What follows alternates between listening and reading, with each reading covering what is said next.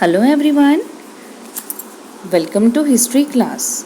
Today we'll do the map work of chapter 1, that is the French Revolution. Okay, here in the syllabus we have given 4 points to locate and label, right? But there are few places that is important, so we'll study about them also. Okay, so in the question 1, we just have here features are marked by numbers in the given outline map of France, and identify these features with the help of following information and write their correct names on the lines marked in the map. Children, such type of question will be asked in the paper, right? Line mark करके दे देंगे और आपको बताना होगा कि वो क्या है, उससे रिलेटेड आपको कुछ सेंटेंस दे दिया जाएगा और आपको बताना होगा कि वो कौन सी प्लेस है, right? So let's start with first question. The region और regions not affected by great fear. Okay, तो रीजन जो अफेक्ट नहीं हुए थे ग्रेट फेयर से, उनके बारे में हमें बताना है, right? So here great fair means general panic, right? Panic means riot by peasants, okay, that took place between 22nd July and 6th August 1789 at the start of the French Revolution. ठीक है ना? जो general panic हुए, जो rights हुए, दंगे हुए, right? तो कौन से रीजन थे जो अफेक्ट नहीं थे? ठीक है. और second question is the place where Napoleon Bonaparte was finally defeated in 1815, right? जहाँ नेपोलियन बोनापार्ट जो थे वो फाइनली 1815 में हार गए थे.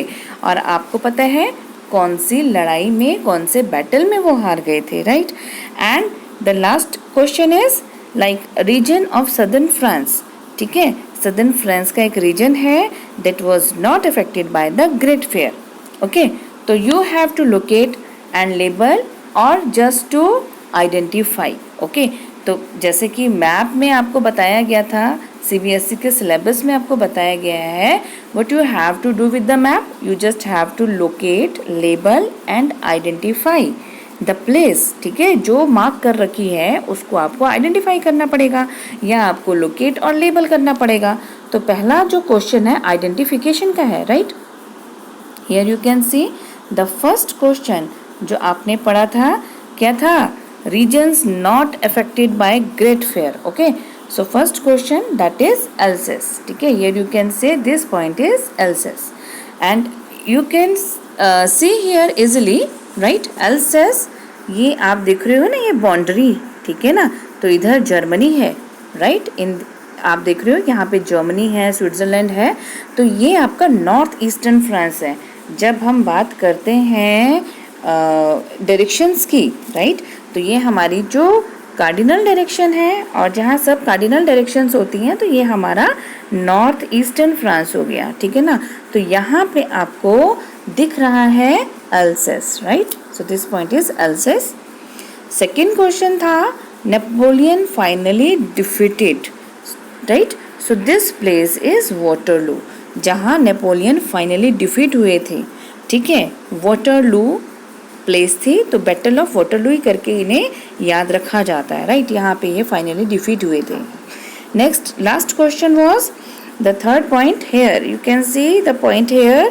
तो region of southern France was not affected by great fear. You very well know about this is north, this is south. ठीक है ना? तो सदर्न रीजन हमें बताना है कि not affected by great fair, right? तो ये रीजन जो है आपका, ये है Toulouse, right? Which region is it? Toulouse. तो यहाँ पे देखिए टूलूज जो है it is a cultural centre of medieval Europe, right? तो ये कल्चरल सेंटर है मेडिवल यूरोप का.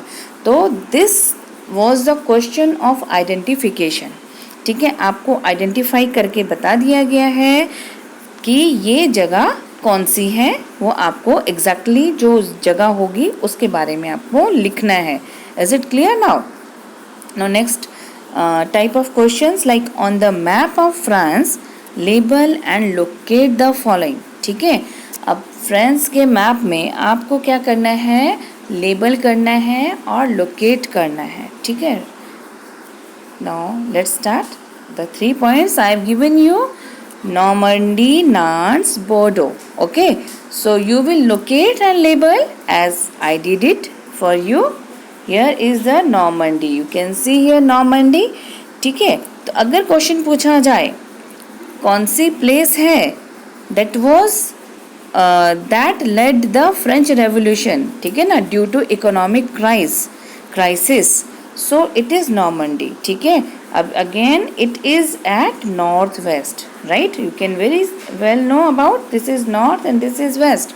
तो नॉर्थ वेस्ट डायरेक्शन में आपकी नॉर्मंडी है. ठीक है ना, इकोनॉमिक क्राइसिस जिसकी वजह से फ्रेंच रेवोल्यूशन हुआ, right. And somewhere such type of question will be asked. Slave trade के लिए कौन से पोर्ट थे? ठीक है, so Nantes and Bordeaux will be the answer, right. तो नांट्स आप देख रहे हैं यहाँ पे, आप this is open area, right. तो ये नांट्स और Bordeaux they are the port places. ठीक है ना, तो ये जो है पोर्ट एरिया है, तो यहाँ से स्लेव्स का ट्रेड किया जाता था. Clear. And this type of question will also be asked. Locate and label Marseille, right. Marseille को लोकेट और लेबल करो. या फिर पूछा जा सकता है a place related to national anthem of France. Okay, so you just have to put a mark over here, okay, and write the name. Okay, Marseille. Clear. So here the point Marseille. Locate and label it properly. Okay. And the question Paris, right? Capital of France, right? Here you can easily locate it. You can see here the stretches, right? तो join both ends. ये दोनों ends को आपने join कर दिया और यहाँ से भी इसको join कर दिया. तो ये जो point आपको मिल रहा है, ये point आप पेरिस के लिए लिख देंगे, right? सो यहाँ पे आपको ये ध्यान देना है, ये जो पॉइंट आप लिख रहे हैं, ठीक है, उसको प्रॉपरली लिखेंगे. So this point is Paris, right. तो properly locate and label each place. Okay students, so I hope that you understood. Okay, thank you.